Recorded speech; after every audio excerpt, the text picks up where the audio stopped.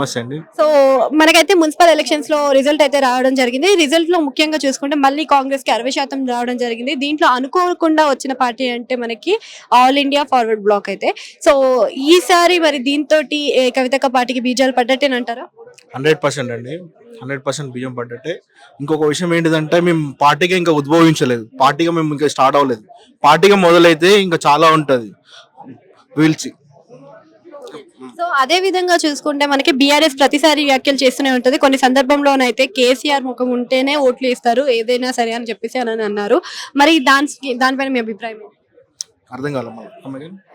కేటీఆర్ గారు చాలా సందర్భంలో కేసీఆర్ గారి ఫేస్ ఉంటేనే ఎవరైనా ఓట్లు వేస్తారు అని చెప్పడం కూడా జరిగింది. మరి ఇక్కడ ఆ ఫేసే లేకుండా మరి ముందంజలోకి వస్తున్నారు కదా కవిత గారు. మరి అదేమన్నా ఇంపాక్ట్? అవునండి. 100% ఆమెపై కుట్రలు చేసి ఆమెను బయట పంపించారు. ఆమెను కుట్రలు చేసి ఎంత చేశారు.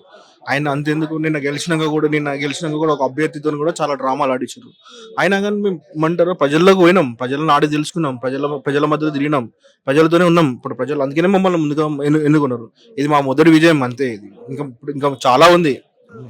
సో అయితే ఇక్కడ ఇంకొక పార్టీ పేరు కూడా బాగా వినిపించేది ఏంటి అంటే Janasena party. So Janasena party కూడా ఈసారి తెలంగాణలో పోటీ చేయడం జరిగింది మున్సిపల్ ఎలక్షన్ లో. దానికి మాత్రం ఇంతవరకు ఒక సీటు కూడా దక్కడం లేదు. అంటే దాని ఇంపాక్ట్ ఏమన్నా ఉందంటారు? అలాంటిది ఏమి ఉండదండి. మా తెలంగాణ జాగృతి అనేది ఫస్ట్ అది ఉద్యమ పార్టీ కాదు, ఉద్యమం ఆర్గనైజేషన్ పరంగా మేము మొదటి నుంచి ఇక్కడ ఉన్నాం. మేము ఉద్యమం గల చరిత్ర గల పార్టీ, ఉద్యమ చరిత్ర గల పార్టీ. సో మాకు వాళ్ళకు ఏమంటారు తేడా అనేది ఏం ఉండదు. మాకు ఏమంటారు జనసేనతో మాకు వ్యత్యాసం ఏంటండి? మాకు అవసరం లేదు. అసలు జనసేన అనేది ఇక్కడ లేదు అసలు యాక్చువల్ థింగ్ ఏంటంటే. సో మేము జనసేన గురించి మాట్లాడుకోవడం కూడా అనవసరం అనిపిస్తుంది.